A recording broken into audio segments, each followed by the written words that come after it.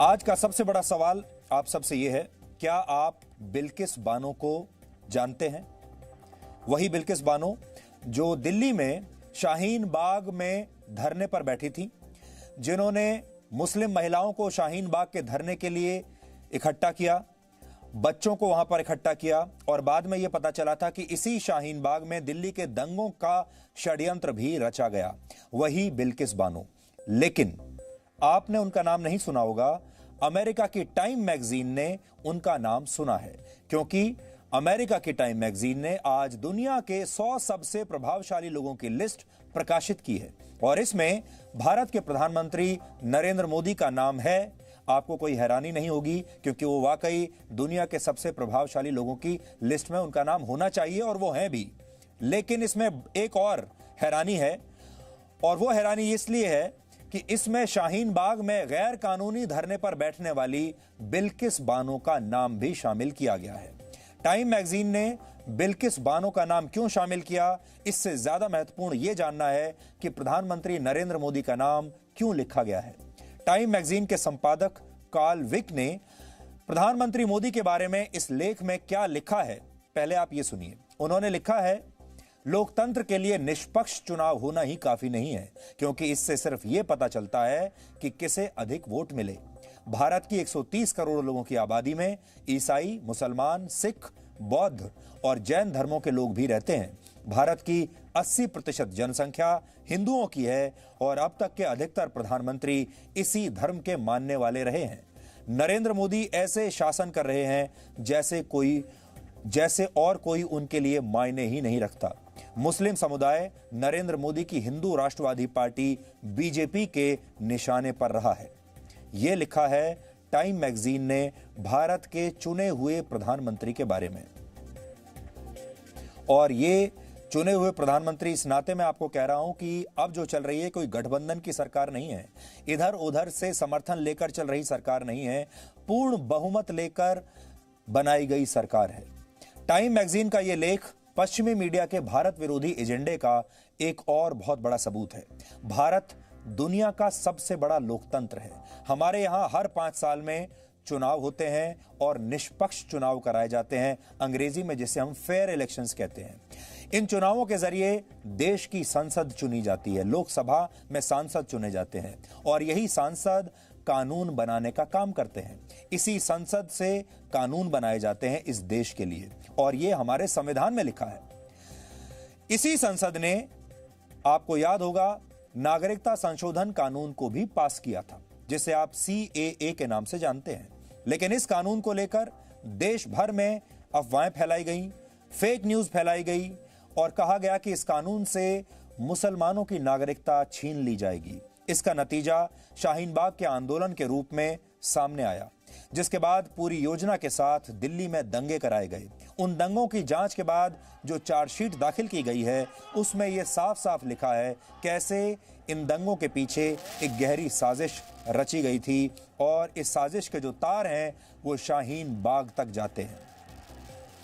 लेकिन time magazine ने आज भारत की पूरी लोकतांत्रिक प्रक्रिया, भारत के 137 करोड़ लोग और उस सरकार को चुनने वाले करोड़ों वोटर्स को बिल्कुल अनदेखा कर दिया, उन्हें नजरअंदाज कर दिया। टाइम मैगजीन के लिए इनका कोई वजूद ही नहीं है और उन 500 लोगों को 137 करोड़ लोगों से ज्यादा महत्व दे दिया जो शाहीन बाग में गैर कानूनी धरने पर बैठे हुए थे। यानी एक तरफ भारत के करोड़ों वोटर्स थे, भारत में लगभग 90 करोड़ वोटर्स हैं, और दूसरी तरफ ये 500 प्रदर्शनकारी थे जो शाहीन बाग में बैठे थे। और टाइम मैगजीन को ये 500 लोग दिखाई दिए और करोड़ों वोटर्स की मर्जी दिखाई नहीं दी, उनके वोट दिखाई नहीं दिए। आज हम इसके पीछे टाइम मैगजीन के एजेंडे के बारे में आपको बताना चाहते हैं। हमारे पास 2 विकल्प थे। पहला विकल्प यह था कि हम इस पूरी खबर को नजरअंदाज कर दें। टाइम मैगजीन इतनी भी बड़ी नहीं है कि उसके ऊपर हम यहां अपना समय बर्बाद करें या भारत जैसा विशाल देश उसके बारे में डिस्कस करें। हमने बहुत सोचा, पहले हमें यह लगा इसके बारे में बात ही नहीं करनी चाहिए, इग्नोर करना चाहिए, नजरअंदाज करना चाहिए। लेकिन फिर हमें यह लगा कि भारत का जो टुकड़े टुकड़े गैंग है, भारत में एक वर्ग ऐसा है जो सक्रिय है सोशल मीडिया पर।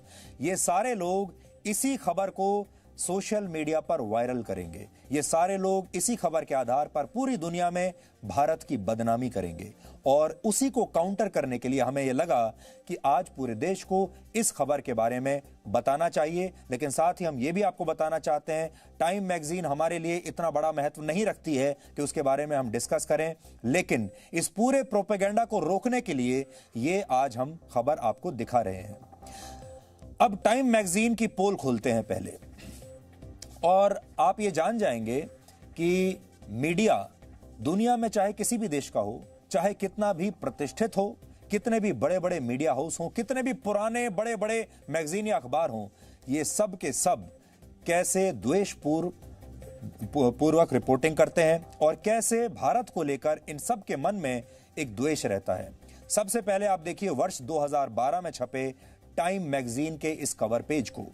इसके कवर पेज पर लिखा था, मोदी मीन्स बिजनेस, यानी मोदी का मतलब है व्यापार, वो अपने काम, मोदी मीन्स बिजनेस। यह तब की बात है जब नरेंद्र मोदी प्रधानमंत्री नहीं बने थे, लेकिन ऐसी उम्मीद जताई जा रही थी कि वही अगले प्रधानमंत्री होंगे। और इसके नीचे क्या लिखा है देखिए, but can he lead India. यह एक प्रश्न छोड़ दिया है। देखिए, but can he lead India, Modi means business, ये तो बहुत अच्छी बात है, लेकिन नीचे एक ऐसा प्रश्न छोड़ दिया जो नरेंद्र मोदी की काबिलियत पर सवाल छोड़ता है। कैन ही लीड इंडिया, क्या वो भारत का नेतृत्व करने में सक्षम है, ये लिख दिया। ये एक तरीका होता है लोगों के मन में संदेह पैदा करने का। इस समय नरेंद्र मोदी गुजरात के मुख्यमंत्री थे और उनके प्रधानमंत्री बनने की सिर्फ चर्चाएं ही चल रही थीं, लेकिन टाइम मैगजीन ने पहले ही तैयारी कर ली थी। टाइम मैगजीन ने ऐसा करके प्रधानमंत्री बनने की नरेंद्र मोदी की योग्यता पर प्रधानमंत्री बनने से पहले ही एक बहुत बड़ा प्रश्न चिन्ह लगाने की कोशिश की, क्योंकि वो एक खास विचारधारा और एक खास पार्टी से आते थे और ये विचारधारा और ये पार्टी पश्चिमी मीडिया को पसंद नहीं है। अब देखिए, यह है वर्ष 2015 में छपा टाइम मैगजीन का कवर पेज। एक बार फिर उन्होंने अपने कवर पेज पर प्रधानमंत्री मोदी को छापा। यह नरेंद्र मोदी का पहला साल पूरा होने के मौके पर यह एडिशन छपा था और इसमें लिखा गया, वाई मोदी मैटर्स, यानी मोदी इतने महत्वपूर्ण क्यों हैं। लेकिन इसके नीचे एक और सवाल फिर डाल दिया गया और वो ये, कैन ही डिलीवर, यानी क्या वो अच्छा काम कर पाएंगे, यानी फिर से संदेह डाल दिया। मैगजीन के संपादकों ने प्रधानमंत्री बनने के एक साल बाद लोगों के मन में फिर से एक संदेह बिठाने की कोशिश की। 12 साल तक गुजरात के सफल मुख्यमंत्री रहने और भारी बहुमत से जीतने के बाद भी नरेंद्र मोदी के लिए सवाल पूछा गया कि क्या वो काम करने लायक हैं, क्या वो इस देश को लीड करने के लायक हैं। और अब देखिए, फिर वर्ष 2019 में लोकसभा चुनाव के दौरान छपा टाइम मैगजीन का कवर पेज। इस बार उन्होंने लिखा, इंडियाज डिवाइडर इन चीफ, ये डेजिग्नेशन उन्हें दी गई, यानी मोदी ने भारत को बांट दिया है। भारत को बांटने वाले सबसे प्रमुख व्यक्ति हैं ये। कवर पेज पर ही छोटे अक्षरों में नीचे लिखा, मोदी द रिफॉर्मर, यानी मोदी एक सुधारक। अब आप सोचिए, इसमें यह भी लिखते हैं कि मोदी सुधारक हैं, लेकिन उसे बहुत छोटा सा लिखा है और बड़े हेडलाइन में लिखा है, इंडियाज डिवाइडर इन चीफ। यानी टाइम मैगजीन ना तो मोदी को नजरअंदाज कर पा रही है और ना ही उनके बारे में कोई बड़ा सवाल पूछ पा रही है। वो ये जानते हैं, सवाल पूछेंगे तो उसे साबित नहीं कर पाएंगे और नरेंद्र मोदी को और भारत को इस समय वो इग्नोर कर नहीं सकते। भारत बहुत बड़ा बाजार है, भारत बहुत बड़ी शक्ति है और नरेंद्र मोदी भी बहुत बड़ी शक्ति है। और टाइम मैगजीन के लोग ये भी जानते हैं कि वो, सोचिए, इतने वर्षों में 3 बार वो प्रधानमंत्री मोदी की तस्वीर अपने कवर पेज पर छाप चुके हैं। वो ये भी जानते हैं कि मैगजीन बिकेगी भी तभी जब मोदी की फोटो कवर पेज पर डालेंगे। अब टाइम मैगजीन के ताजा अंक में छपा लेख आपको दिखाते हैं। इसमें यह लिखा है कि लोकतंत्र में चुनाव जीतना ही काफी नहीं होता और भारत में ज्यादातर प्रधानमंत्री हिंदू ही क्यों बने। टाइम मैगजीन से यह प्रश्न पूछा जाना चाहिए कि जहां से वो छपती है, यानी अमेरिका दुनिया का सबसे पुराना लोकतंत्र है और अमेरिका के 200 साल के इतिहास में आज तक कितने गैर क्रिश्चियन यानी गैर ईसाई राष्ट्रपति बने हैं, ये टाइम मैगजीन क्यों नहीं छापता। वो ये तो बड़े आसानी से छापता है कि भारत में ज्यादातर प्रधानमंत्री हिंदू बने हैं, लेकिन अपने यहां नहीं देखता। गैर ईसाई तो छोड़ दीजिए, अमेरिका में आज तक एक भी ऐसा व्यक्ति राष्ट्रपति नहीं बना जो खुद को एथिस्ट या नास्तिक भी कहता हो।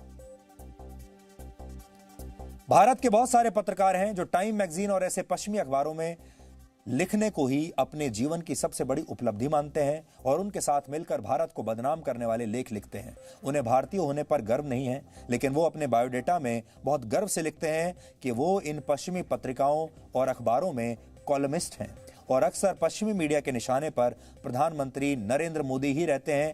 हमारे ही देश के बहुत सारे ऐसे पत्रकार हैं जो हमारे ही देश की बदनामी अपने अपने कॉलम्स में इन अखबारों में, पश्चिमी अखबारों में और मैगजीन्स में लिखकर करते हैं। प्रधानमंत्री मोदी को लेकर अपमानजनक टिप्पणियों का यह सिलसिला नया नहीं है, बहुत पुराना है। वर्ष 2019 में मैंने प्रधानमंत्री मोदी का एक इंटरव्यू किया था और तब मैंने उनसे यह पूछा था कि जब इस तरह की आलोचनाएं होती हैं तो उनके मन पर क्या बीतती है। आपने कहा कि आप भी हम लोगों की तरह ही हैं और आप आम इंसान की तरह जीते हैं और आपका मन भी आम इंसान जैसा ही है, लेकिन जो शब्दों का प्रयोग आपके लिए हुआ इस दौरान, इस चुनाव प्रचार में तो बहुत हुआ, पहले भी हुआ।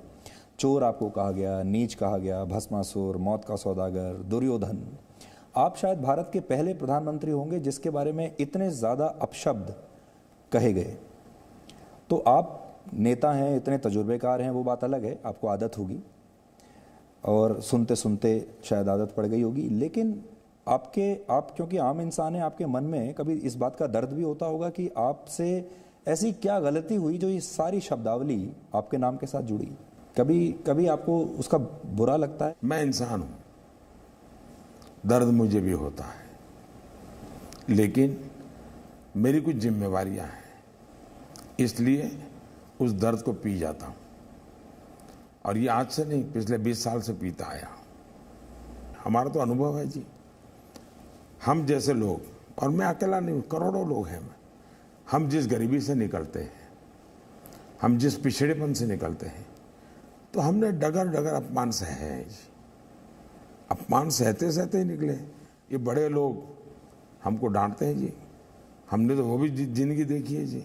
रेल के डिब्बे में चाय बेचते थे तो कोई भी हमें डांट देता था जी, क्योंकि हमने हमेशा माना सब बड़े लोग हैं। आज भी हमको सब लोग डांटते हैं, गालियाँ देते हैं, भद्दे भले भले हुए शब्द कहते हैं। अब हम बचपन से इसी को हमारा मान के चलते भी, हमारा जन्म ही इस प्रकार से गरीबी में हुआ है, पिछड़ों में हुआ है। तो बड़े बड़े लोग हुए, नामदार हैं, उनके जहन में ही भरा हुआ है कि ये बाकी लोग तो तुच्छ हैं। तो मुझे जो गालियां पड़ती उसका मूल कारण वो मानसिकता है।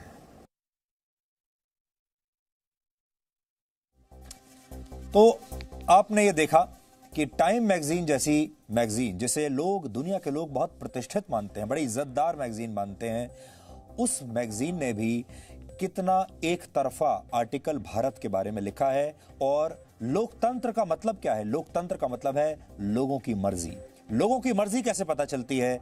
वो पता चलती है चुनाव से। और लोकतंत्र में सरकार कैसे बनती है? चुनाव में जिसे ज्यादा वोट मिलते हैं, जो चुनाव में जीतता है उसकी सरकार बनती है। फिर संसद भी वैसे ही बनती है, कानून भी वैसे ही बनते हैं।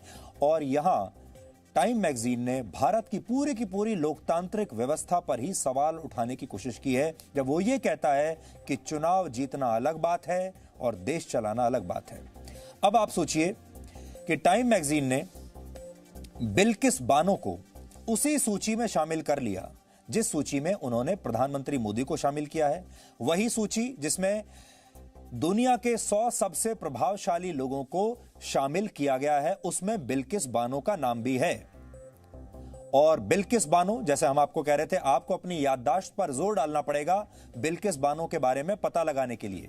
बिल्किस बानो वही महिला हैं जिन्होंने नागरिकता कानून के खिलाफ शाहीन बाग में प्रदर्शन किया था और मुस्लिम महिलाओं को एकजुट करके वहां पर सर्दियों में कई महीनों दिन रात वहां पर अपने बच्चों के साथ बैठाया था। और शाहीन बाग आंदोलन का परिणाम दिल्ली दंगों के रूप में पूरे देश ने देखा था, क्योंकि शाहीन बाग में ही दिल्ली दंगों की योजना बनी। दंगों की जांच में यह बात सामने आ रही है कि इसके पीछे टुकड़े टुकड़े गैंग और पीएफआई जैसी कट्टरपंथी संस्थाओं का हाथ था। वहीं से फंडिंग आती थी। ये जो सारे लोग यहां बैठे हैं महीनों तक, पैसा कहां से आया? फंडिंग आ रही थी पीएफआई जैसी कट्टरपंथी संस्थाओं से। बिल्किस बानो को दुनिया के सबसे प्रभावशाली लोगों में शामिल करके टाइम मैगजीन ने भारत की संवैधानिक प्रक्रिया और भारत की संसद को नीचा दिखाने की कोशिश की है। पीएफआई जैसी संस्थाएं जो कि इन्हें फंड कर रही थी, पैसा ला रही थी, इनके लिए उन्हें सही साबित करने की कोशिश की है।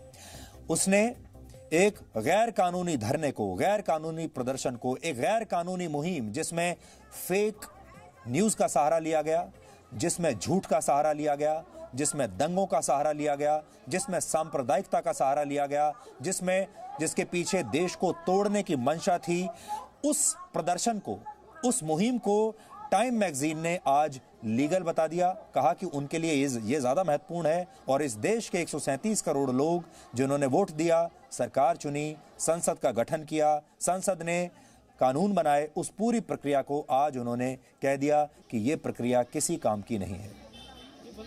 इस कैंपेन को हमें यहीं पर रोकना होगा और आज हमारा मकसद यही है कि हम पूरे देश को जागरूक कर पाएं कि पश्चिमी मीडिया भी अब टुकड़े टुकड़े गैंग का इंटरनेशनल मीडिया पार्टनर बन गया है और वो भी वही छापता है जो यहां से टुकड़े टुकड़े गैंग वाले लोग लिखकर भेजते हैं। और हमारे देश में जो लोग हैं, जैसे विपक्षी दलों के नेता, वो इन्हीं रिपोर्ट्स को अब ट्वीट करेंगे, इन्हीं को सोशल मीडिया पर डालेंगे और फिर पूरे दुनिया में हमारे देश का अपमान होगा। अब हम आपको पश्चिमी मीडिया के भारत विरोधी चेहरे के कुछ और उदाहरण दिखाना चाहते हैं जिससे आपको और समझ में आ जाए। अमेरिका के मशहूर अखबार द न्यूयॉर्क टाइम्स ने सितंबर 2014 में यह कार्टून छापा था। इसमें भारत के मंगलयान मिशन का मजाक उड़ाया गया था। हालांकि भारत दुनिया का पहला देश है जिसने पहली ही कोशिश में मंगल ग्रह की कक्षा में सफलतापूर्वक अपना सैटेलाइट पहुंचाया था। लेकिन जब हमने ये उपलब्धि हासिल की तब न्यूयॉर्क टाइम्स ने क्या छापा ये आप देख सकते हैं। भारत को उन्होंने छापा है। ये पीछे एक किसान नुमा व्यक्ति है, ये उस एलीट स्पेस क्लब में खटखटा रहा है दरवाजा और उसके पीछे उसकी गाय है। इसी तरह वर्ष 2019 में बालाकोट एयर स्ट्राइक के समय वॉशिंगटन पोस्ट अखबार ने भारतीय सेना की कार्रवाई पर शक जाहिर किया था। द वॉशिंगटन पोस्ट ने एक लेख लिखकर इस हवाई हमले के सबूत मांगे थे और यह सवाल उठाए थे कि ऐसा हुआ भी है या नहीं। अब आपको ब्रिटिश अखबार द गार्डियन का एक लेख दिखाते हैं जिसमें भारत में लॉकडाउन के लिए मोदीज ब्रूटल लॉकडाउन शब्द का प्रयोग किया गया था, जबकि ब्रिटेन, अमेरिका और दूसरे यूरोपीय देशों में भी ऐसे ही लॉकडाउन लागू किए गए थे। हालांकि वहां के लॉकडाउन के लिए अखबार ने ऐसी कोई तीखी टिप्पणी नहीं की थी जैसी भारत के लॉकडाउन के लिए की गई थी।